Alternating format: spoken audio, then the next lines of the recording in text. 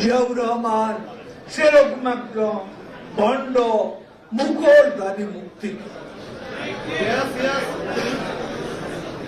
এই মানুষগুলোকে কি এটা আমাদের জানতে হবে।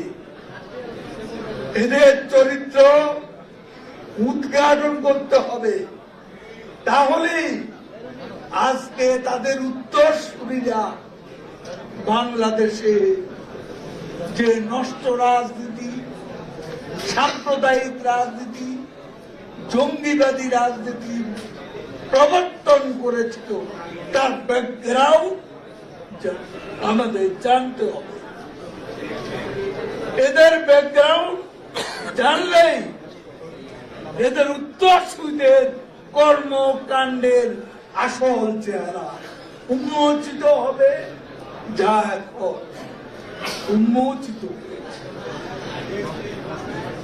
সেই আগুন সন্ত্রাস, সেই সন্ত্রাস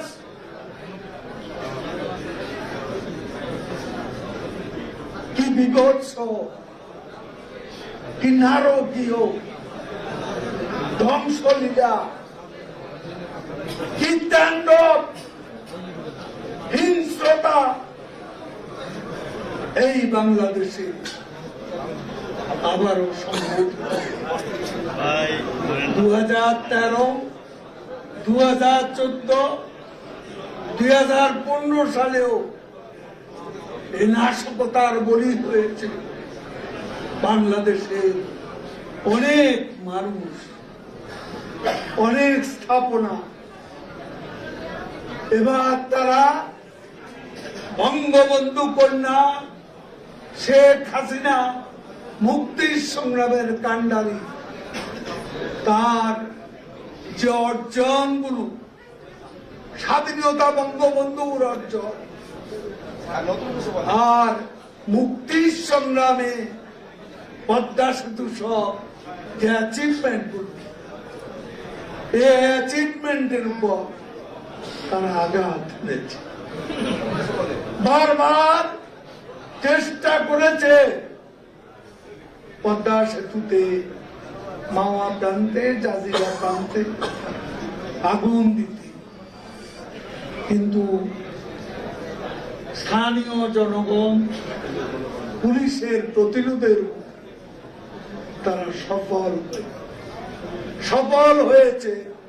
সেতু ভবনে ঢাকা এলিভেটেড এক্সপ্রেস, হানি ফ্লাইওভার, বিটিভি ভবন, আজকে সেতু ভবন সম্পূর্ণরূপে জ্বালিয়ে দেওয়া হয়েছে। আমাদের ইতিহাস, ঐতিহ্য, সংস্কৃতি ধারক যে বিটিভি, সেই বিটিভিকে ভস্মীভূত করা হয়েছে। এই নারকীয় তাণ্ডবের সাথে আজকে আমাদের লড়তে হচ্ছে, একসাথে লড়তে হবে, একসাথে মান অভিমান সব ভুলে যেতে হবে। আজ ওই পশু শক্তি যদি আরো প্রশ্রয় পায়, তাহলে আমাদের সবাইকে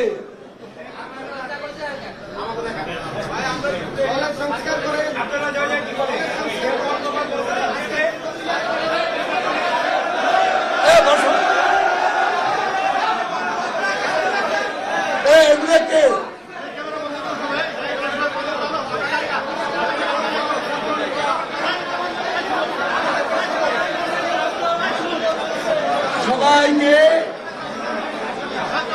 আমাদের ঐক্যবদ্ধ হয়ে লড়াই করতে হবে।